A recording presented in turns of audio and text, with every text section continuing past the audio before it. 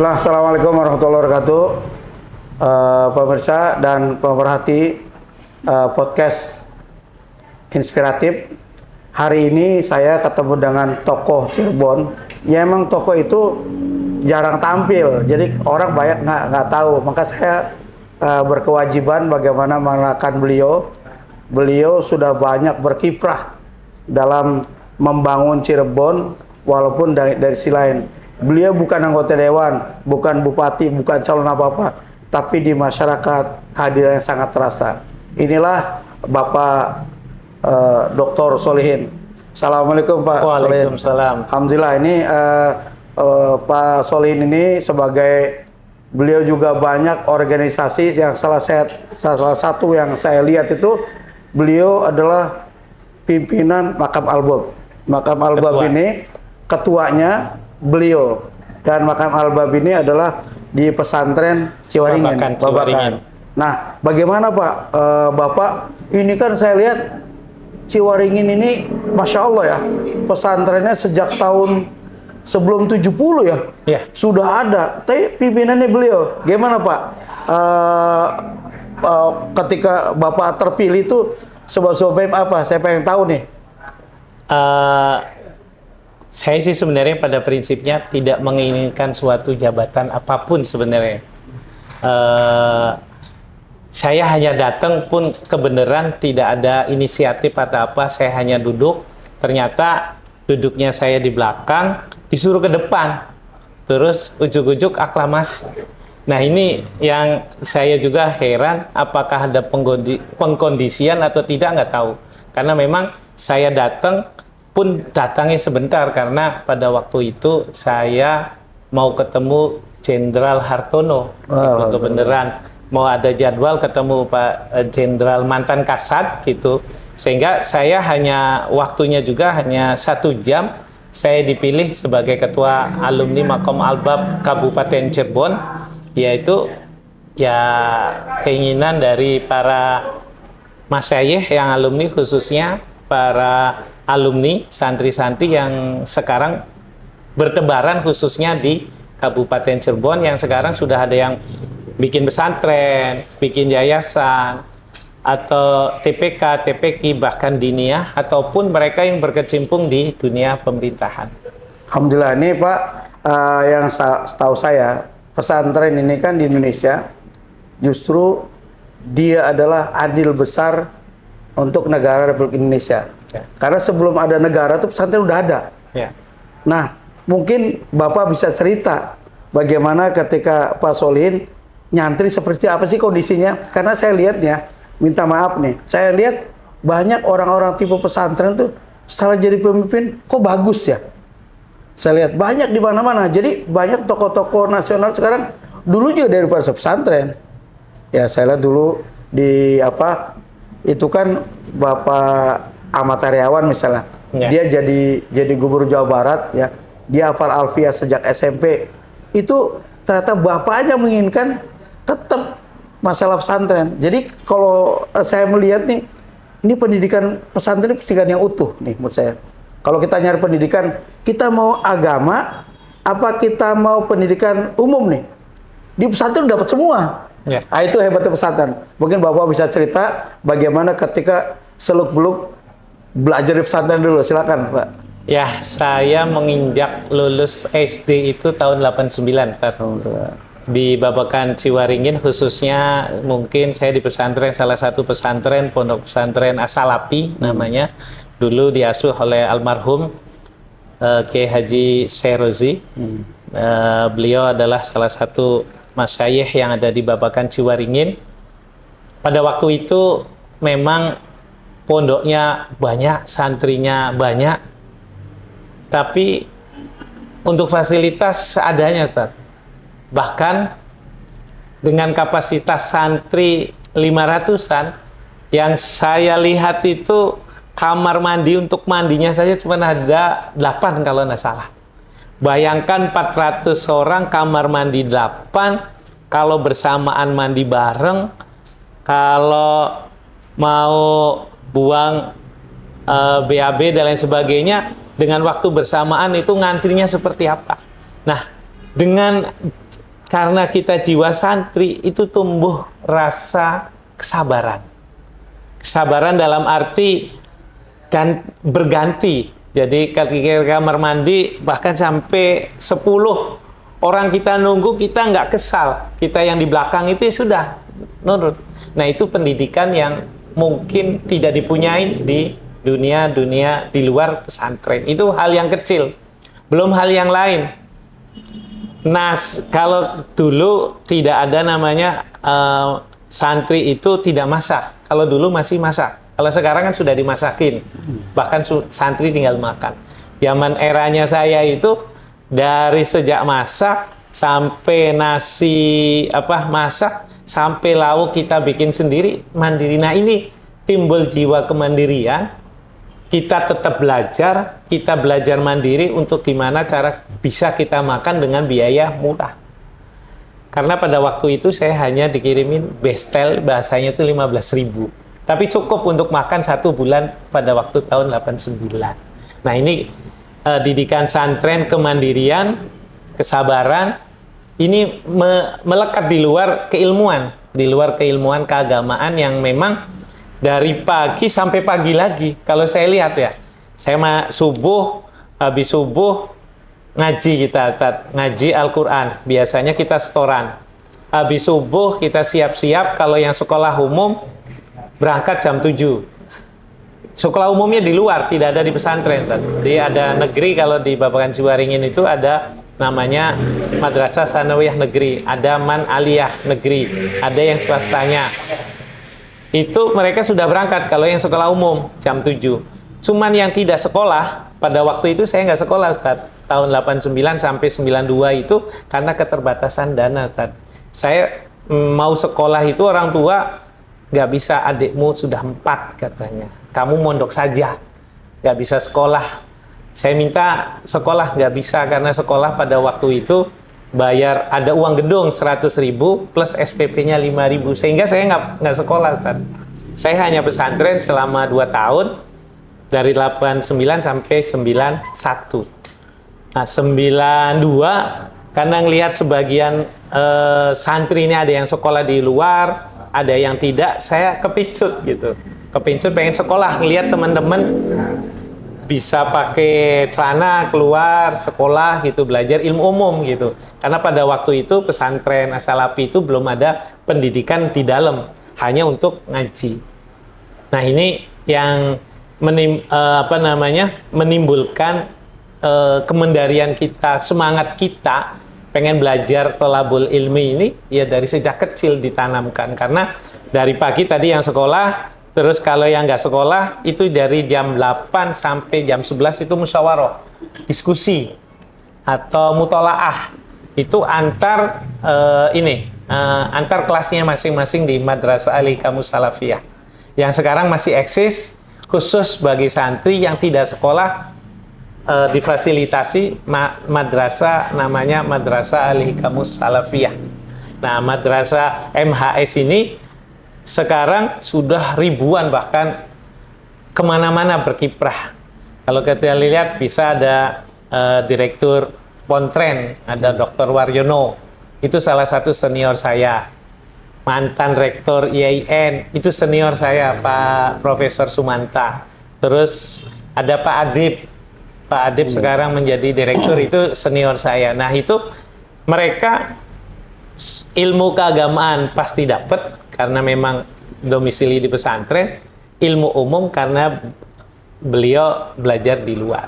Nah, saya ceritakan kembali dari habis duhur jam 1 kita sekolah madrasah, namanya sesuai tingkatannya. Ada yang kelas 3, ada yang kelas 4, ada yang kelas 5, ada yang kelas 6, seterusnya.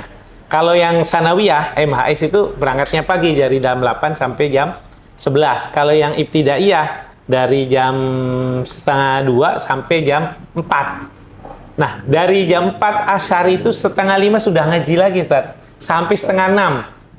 Setengah 6 itu wudhu sudah maghrib. Belum sempat mandi. Bahkan kalau mandi itu cukup sekali kalau di pondok. Waduh, hebat. Karena ketersediaan air terbatas. Terus mungkin ya tempat tempat mandi juga terbatas, sehingga banyak rekan-rekan kami yang satu angkatan itu banyak mandi di sungai. Sungai Ciwaringin itu nostalgia saya itu, Ustaz. Hikmah nih. Kalau ngeliat sungai itu pengen mandi jadinya, Ustaz. Karena di sana air satu-satunya yang bisa untuk menyiram badan kita pada waktu itu kalau nggak sungai sama rumah penduduk. Karena di pesantren terbatas. Nah, habis maghrib, sholat, kita sorogan, ngaji. Habis maghrib, sorogan sampai jam setengah 8. Jam 8 sholat isya, jam 8 selesai sholat, setengah 9 sampai jam 10 itu kita namanya musyawarah di sekolahnya, di MHS-nya itu sampai jam 10 sampai setengah 11. Habis itu kalau yang mau tabarukan ke kiai, ngaji lagi biasanya di rumahnya dari jam 11 sampai jam 1 malam. Wah, Jam 1 pagi baru selesai itu, Ustaz. Baru pulang kita ke kamar, ngerebah tidur ukuran paling 3 kali 4 diisi 25 orang. Tidak ada namanya bantal, tidak ada apa namanya kasur. Ya sudah tidur ya, karena mungkin capek dari pagi sampai pagi lagi nggak terasa, jadi tidurnya sudah nyenyak sendiri. Kalau sekarang mungkin beda mungkin. Itu pengalaman saya ketika saya pesantren di Babakan Ciwaringin. Saya dari tahun 89 sampai 94. Saya 5 tahun murni mondoknya dulu 2 tahun, yang 3 tahunnya mondok plus sekolah di luar yang 3 tahun. Sehingga saya seolah-olah saya SMP itu 5 tahun, padahal bukan. SMP saya itu 3 tahun. Baru menginjak tahun ketiga, saya baru sekolah. Karena orang tua baru ada dananya untuk nyumbang 100.000. Sehingga saya alhamdulillah dengan adanya wasilah itu, saya sekarang bisa aliyah di Jogja, di Mbah Halim Masum. Saya bisa S1 di UII dengan program beasiswa mahasiswa unggulan. Ya gara-gara pesantren, Tat. Iya. Saya jujur, masuk UII itu modalnya apa? Suruh baca kitab pada waktu itu. Pada waktu itu ada tes seleksi mencari bibit-bibit anak santri yang bisa kuliah di UII. Karena UII itu namanya Universitas Islam Indonesia. Islam Indonesia. Ternyata di dalam kampusnya mahasiswanya pada waktu itu belum mencerminkan keislaman. Sehingga inisiatif pada waktu itu wareknya sekarang menjadi Menko Polhukam, warek 1 itu Prof. Mahfud MD, menginisiasi beliau cari bibit-bibit pesantren disekolahkan di UI biar mewarnai fakultasnya masing-masing. Karena di UI banyak fakultasnya, berbagai macam-macam, dengan beban nama Islam ini yang menjadi beban tugas pada waktu itu. UI membuka peluang kepada pondok pesantren yang bisa kuliah di UI dengan syarat harus bisa baca kitab. Dengan itulah saya bisa kuliah, Ustaz. Kalau saya minta ke orang tua, mungkin nggak bisa, Ustaz. UI pada waktu itu bayar SPP-nya aja sudah 2 juta tahun 97. Nggak mungkin orang tua saya membiayai 2 juta pada waktu itu. Bahkan untuk uang pembangunannya itu kalau tidak salah pada waktu 97 itu sudah 7 juta. Nggak mungkin orang tua. Alhamdulillah dengan doa orang tua, berkat saya pondok pesantren di Babakan 5 tahun, di Krapiak 3 tahun, bisa mengantarkan saya kuliah S1 dengan bekal itu. Ya sampai sekarang saya bisa S1 selesai, saya lanjut S2 di UGM, saya lanjut lagi S3 di UI, ya karena pesantren. Kalau nggak ada pesantren mungkin saya ya mungkin sama kayak rekan-rekan yang lainnya, Ustaz. Itu mungkin background kenapa saya bisa sekolah selesai sampai sekarang, ya karena berawal dari pesantren. Alhamdulillah ini pemirsa, ternyata pesantren ini membuat tokoh-tokoh bibit, kader-kader yang punya daya tahan belajar kuat ya. Karena setahu saya memang pesantren-pesantren ini sudah terbiasa belajar.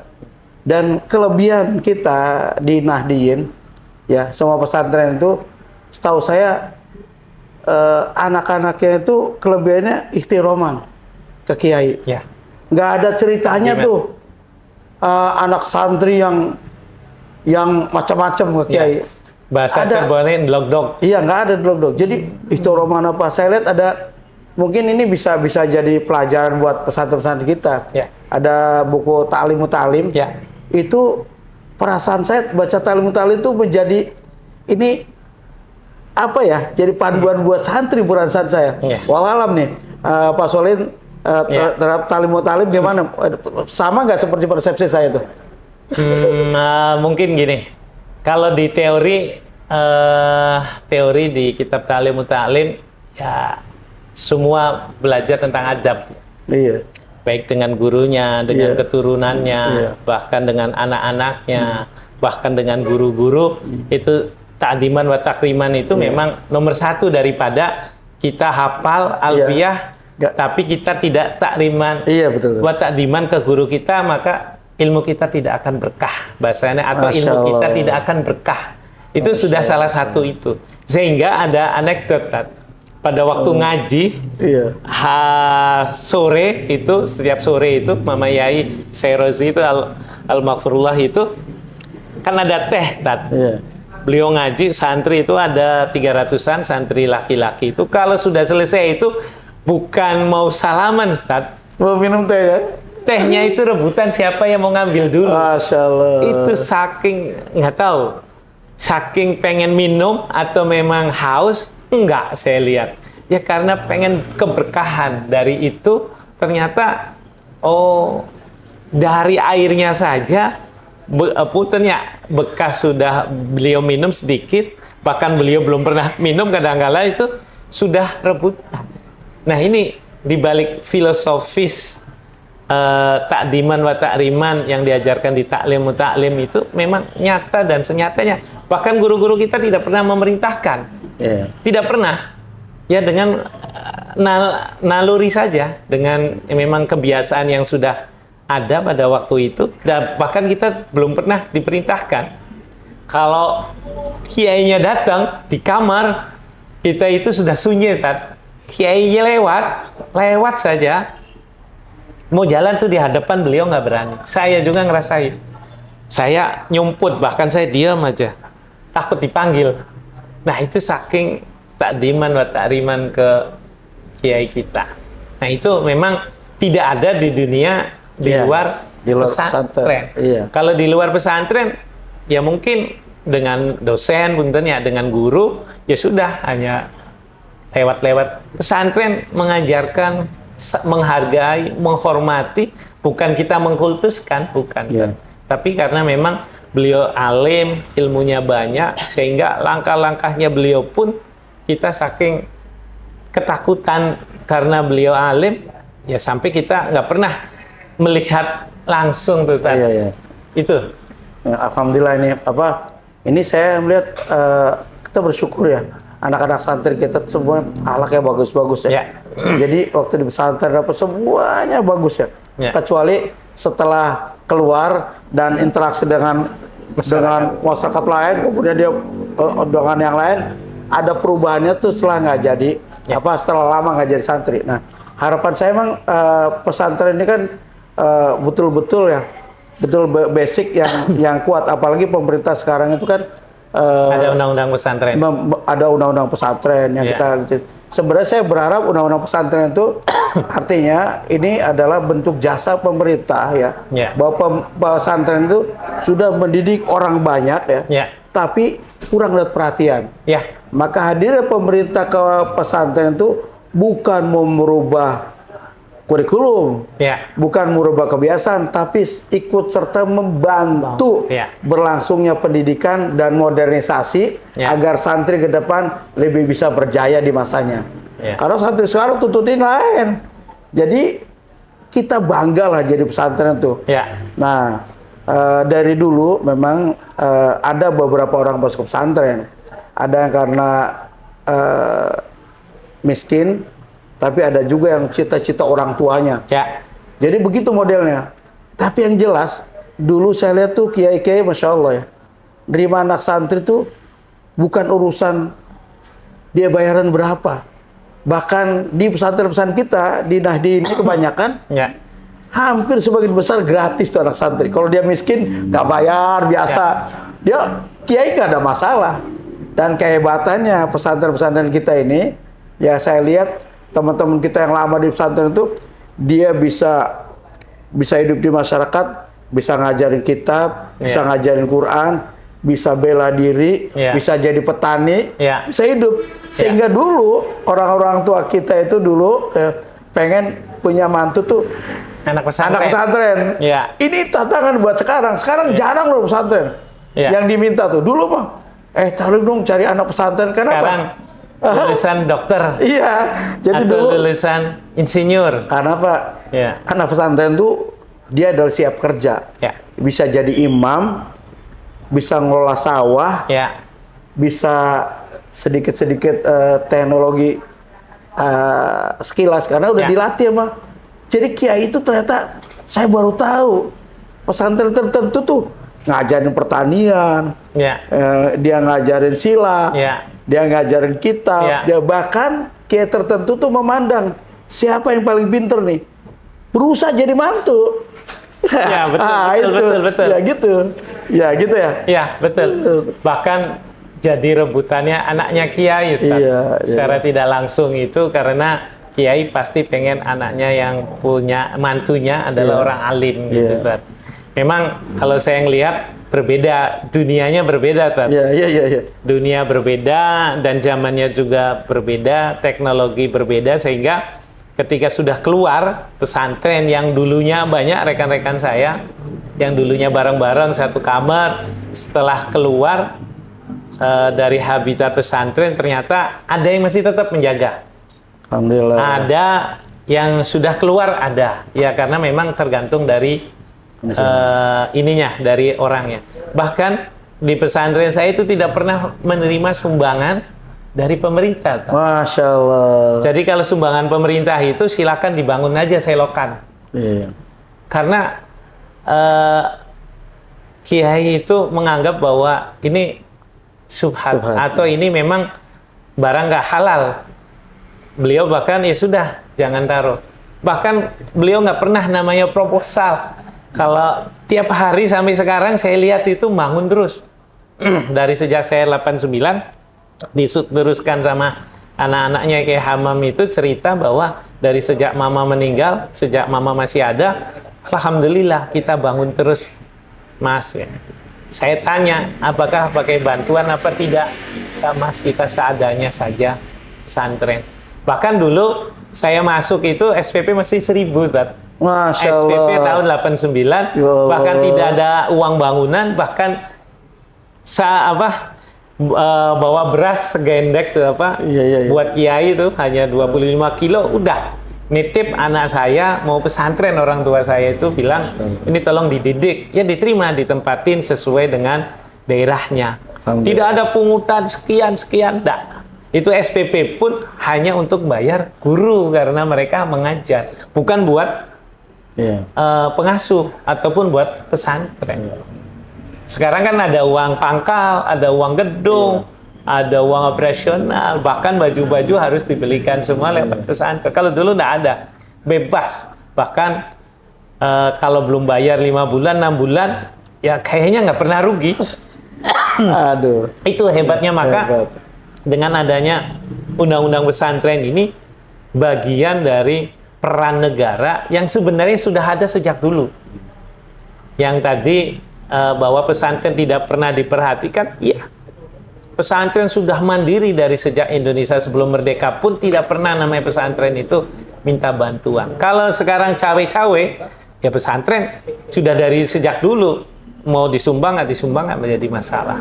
Tapi berbeda, ada pesantren-pesantren yang semuanya harus dari pemerintah. Tapi ada masih banyak pesantren-pesantren yang masih tidak mau menerima sumbangan, masih banyak. Masya Allah. Saking hati-hatinya mendapatkan sesuatu, sumbangan itu subhat apa bukan, halal apa bukan. Nah itu saking dari harta itu akan menciptakan yang tadi bilang, menciptakan generasi yang soleh, yang alim, cerdas, lain sebagainya, karena memang dari asarnya itu. Jadi sudah dibentuk gitu, jiwanya sampai infrastrukturnya, gimana cara bersihnya itu tadi. Alhamdulillah ya. Jadi memang pesantren itu saya lihat ini ideal ya dulu, bagaimana santri-santri pengen kayak kiai. Justru kadang-kadang saya lihat mantu-mantunya bisa mewariskan kiai dan meneruskan kelanggengan. Jadi kalau saya lihat pesantren sampai ribuan tahun itu karena keberkahan ini. Karena keberkahan. Tanpa campur tangan pemerintah dia bisa mandiri. Makanya kesadaran anggota dewan, kesadaran masyarakat, kesadaran pemerintah itu bagaimana bikin undang-undang pesantren itu tujuannya adalah pemerintah berterima kasih ke pesantren. Jadi pesantren itu tidak harus proposal dibantu. Saya dulu saya pernah jadi ketua perda tentang undang-undang pesantren di Jawa Barat. Kemudian yang kedua ada lagi teman saya yang jadi ketua. Jadi kita pengen ini pesantren tuh dengan ada data base pesantren di Jawa Barat tuh bangun pesantren tidak harus proposal, udah tahu ini yang dibangun. Jadi nggak perlu pemerintah harus tahu sendiri supaya pesantren itu fokus saja pada pendidikan dia. Karena yang kita harapkan sekarang ini kan nih maaf ya, orang-orang pinter tapi adab akhlaknya tidak seperti yang dilakukan pesantren. Ini pesantren akhlak istimewa lah dulu saya bilang. Tapi yang jelas ya sangat jarang anak-anak santri bisa jadi dokter. Nah ini mungkin saya harus dapat cerita nih supaya menginspirasi anak-anak muda bagaimana santri kita bisa jadi dokter dengan bekal ilmu dari pesantren. Silakan Pak Haji. Ya, mungkin saya nggak ada mimpi sebenarnya, Ustaz. Bahkan kuliah pun nggak ada mimpi. Mimpinya karena tekad saja. Tekad saya, dorongan orang tua, ya khususnya doanya orang tua, Ustaz. Masya Allah. Doanya orang tua dan keberkahan ketika saya pesantren di Babakan Ciwaringin, ketika saya pesantren di Yogyakarta di Ali Masum, gitu. Dengan keberkahan itu, saya nggak pernah ada cita-cita saya mau jadi kuliah sampai S3, nggak ada. Saya pokoknya saya nyelesain kewajiban saya kepada orang tua, karena orang tua pada waktu itu sudah membiayai. Karena adik saya banyak, saya tahu diri. Orang tua ngomong, kalau kamu nggak sekolah negeri, kalau pada waktu itu negeri murah, YIN itu masih 160.000. UGM itu masih 250 pada waktu itu SPP-nya. Sekarang sudah hampir sama antara swasta dan negeri, nggak ada bedanya. Tinggal bagaimana cara pengambilan itu. Nah, dengan pola uletan saya, kalau pinter sih semua pinter lah. Hanya saya tekun saja, Ustaz. Hanya tekun, saya ngikutin apa yang menjadi kewajiban saya. Ya kalau libur ya kadang-kala nggak pulang, karena nggak ada ongkos pulang, gitu kan. Bahkan saya sambil jualan di sana, jualan sendal pleret penembahan, saya bawa, Ustaz, untuk bisa lebih. Pas kuliah pun ya karena saya hanya terbatas dikirimin uang 150.000 dalam sebulan. Jarak tempuh di asrama saya itu kebenaran jauh dengan kampus, hanya dikasih transport, saya naik angkot sampai 3 kali gitu, baru nyampe kampus, pulang sore. Nah ini karena butuh perjuangan, orang sih nganggap bahwa oh karena orang tuanya mampu, oh karena ini dan sebagainya. Diri kita sebenarnya, Pak. Kalau diri kita tidak ada kemauan, apapun yang kita keinginan, maka Allah tidak akan membuka tabir-tabir yang sebenarnya yang kita inginkan itu ada di depan mata.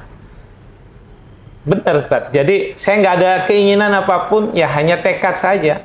Saya target sekolah S1 gratis, S2 ada yang biayai, S3 ya biaya sendiri, ya karena memang sudah punya bekal gitu. Nah ini mungkin ya bagi rekan-rekan yang masih pesantren khususnya, atau yang baru masih menimba ilmu, nggak usah takut. Insya Allah, kata Kiai saya, Kiai almarhum Kiai Serozi itu, kalau lulusan pesantren itu akan jurus sendiri, akan bisa kemana-mana katanya, nggak usah khawatir. Semua yang bekal dari pesantren itu udah cukup, tinggal nanti kalian akan jurus. Saya pun nggak paham jurusnya itu apa. Ternyata setelah benar, karena bekalnya banyak, kemandiriannya tinggi, terus kesabarannya dan lain sebagainya itu ditopang, yaitu menjadi bekal yang besar sekali mengantarkan saya ke dunia pendidikan yang mungkin selesai tingkat sekolah S3 itu kan pendidikan terakhir ya. Sehingga tugas saya kepada orang tua nih, saya udah selesai.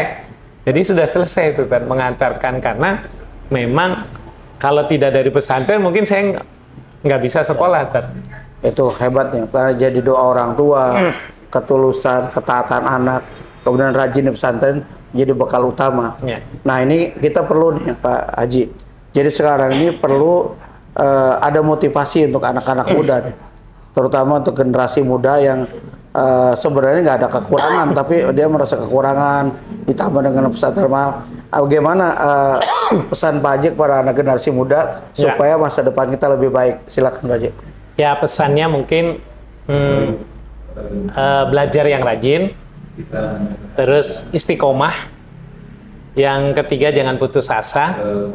Yang keempat, mungkin ya kita tetap yang terutama adalah harus minta doa restu kepada orang tua ketika kita mau melakukan apapun tindakan, kita mau belajar, mau kita studi.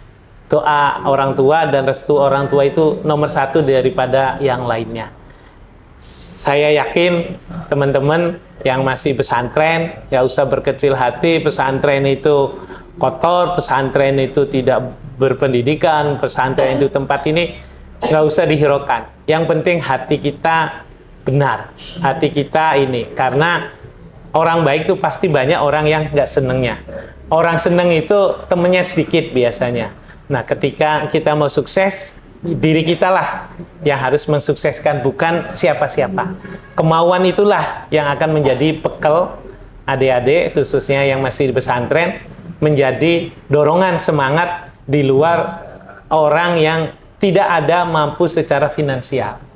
Jadi dorongan, kemampuan, ketekunan, keuletan itu menjadi modal besar bagi teman-teman yang mau meraih kesuksesan. Di luar itu, saya yakin orang yang mampu belum tentu bisa kayak kita. Karena kita tidak mampu, sehingga kita bisa lebih daripada orang yang mampu. Mungkin itu aja pesan-kesan saya terhadap generasi muda yang masih pesantren. Tidak usah balik pesantrennya, selesaikan pesantrennya, mondoknya. Setelah selesai dari pesantren, maka akan kita ambil hikmahnya, akan kita ambilkan kuehnya setelah kita selesai kewajiban kita di pesantren. Alhamdulillah, terima kasih Pak Haji, ini inspirasi buat kita semua, baik orang tua maupun anak muda, karena ternyata banyak orang-orang pesantren yang sukses. Dan itu udah garisnya, tadi bilang kalau jantannya harus benar, dia udah jurus sendiri. Ya. Wah, istimewa itu. Yang mudah-mudahan ini inspirasi buat kita, dan saya berdoa mudah-mudahan generasi muda ke depan lebih cinta pesantren dan tetap bisa belajar. Jadi apapun, tapi semua berangkat dari pesantren. Ya. Mudah-mudahan nanti menjadi kehidupan yang lebih baik, dan kita harapkan, mohon maaf, ya mohon doa kepada semuanya, mudah-mudahan pesantren kita semakin baik. Amin. Demikian, wallahu muwaffiq ila aqwamit thoriq. Assalamualaikum warahmatullahi wabarakatuh. Waalaikumsalam. Terima kasih. Ya, terima kasih. Jazakallahu khair. Ya.